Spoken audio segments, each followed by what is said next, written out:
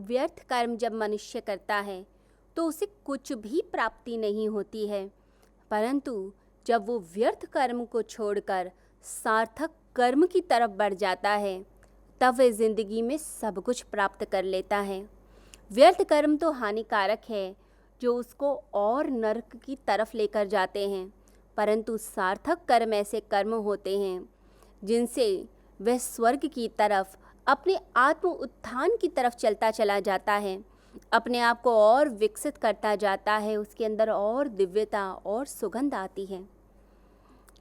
तो जो व्यक्ति सार्थक कर्म करेगा उस व्यक्ति के अंदर एक अलग ही दिव्यता, एक अलग ही प्रेम दिखाई देता है। जो सार्थक कर्म होता है उस कर्म का फल उसी समय तुरंत ही मिल जाता है, और जो व्यर्थ कर्म हैं वो कर्म सिर्फ जलाते हैं, मनुष्य को दुख देते हैं, संताप देते हैं।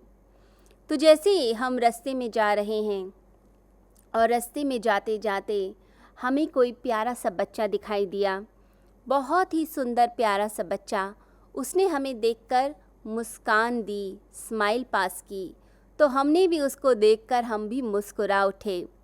तो वो जो कृत्य हुआ मुस्कुराने का, एक दूसरे से हमने एक्सचेंज करी अपनी स्माइल, वो खुशी जो एक्सचेंज करी, वो कर्म क्या हुआ? वो सार्थक कर्म हुआ। कोई बच्चा किसी कंपटीशन में पार्टिसिपेट करता है, बहुत अच्छा कुछ बोलता है, डिबेट में बहुत अच्छा कोई लेक्चर देता है, या फिर किसी वाद विवाद प्रतियोगिता में कुछ ऐसी चीज़ बोल देता है जिसे सुनकर लगता है कि उस बच्चे के अंदर एक अलग ही दिव्यता है, एक अलग ही गुण है। तो जब आप उसको देखकर स्माइल पास करते हैं, उसकी तरफ प्रशंसा से देखते हैं, आपकी आंखों में एक अलग ही नूर होता है जब उस बच्चे को देखते हैं। तो ये जो कर्म आपने किया है ये सार्थक कर्म है, क्योंकि वह जो कृत्य था आपका प्रशंसा से देखने का, उस कृत्य ने उस बच्चे के अंदर एक अलग ही उत्साह पैदा करा है, उस बच्चे के अंदर एक अलग ही दिव्यता पैदा कर दी। वो अपने आप में उत्साहित महसूस करेगा, अपने आप में सोचेगा कि मैंने एक अच्छा कृत्य किया, मैं ऐसे कृत्य और करूं। तो जब हम किसी को प्रोत्साहित करते हैं, किसी के लिए अच्छा सोचते हैं, किसी को शाबाशी देते हैं, अगर आपके सर्वेंट ने कुछ अच्छा काम किया, एक ऐसा काम किया जो आपने उससे कुछ एक्सपेक्ट ही नहीं किया था, कोई अपेक्षा ही नहीं थी, उसने घर में कुछ ऐसी चीज़ की जिससे आपकी मदद हुई, जिससे आपको लगा कि अरे ये काम तो कोई अपना ही कर सकता है, ये कोई पराया नहीं कर सकता, तो आप फिर जब उसे शाबाशी देते हैं, उसे पुरस्कार देते हैं, तो वह जो पुरस्कार है, वो जो शाबाशी है, वो जो प्रोत्साहन है, उस व्यक्ति के अंदर एक अलग नूर को जन्म देता है। तो हमारा ये जो कृत्य हुआ, इस कृत्य ने क्या किया? हमारे अंदर सद्भाव को पैदा कर दिया। फिर हम और कृत्य ऐसे करना चाहेंगे। ये सद्भाव आनंद को जन्म दे देता है। रास्ते में किसी का कुछ गिर गया और आपने उसकी मदद कर दी।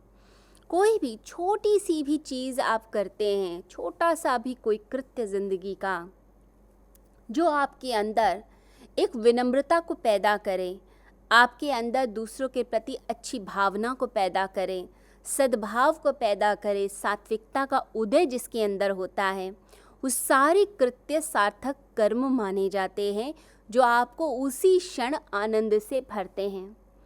आपके पास कुछ था और आपने उसे अपने पड़ोसी के साथ शेयर कर दिया। बदले में कोई मांग नहीं है, कोई इच्छा नहीं है, कोई ये भी नहीं कि मैंने इसकी आज मदद करी है तो बदले में ये मुझे थैंक्स करेगा, मेरे को कहेगा कि आप कितने अच्छे हैं, आपने मेरी मदद की है। नहीं, ये शब्द हमें सुनने ही नहीं।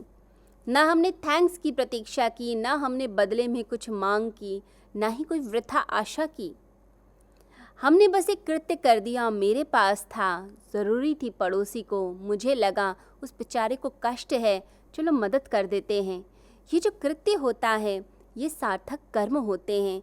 तो सार्थक कर्म आपके जीवन को आनंद से भरते हैं, इसमें कोई मांग नहीं होती।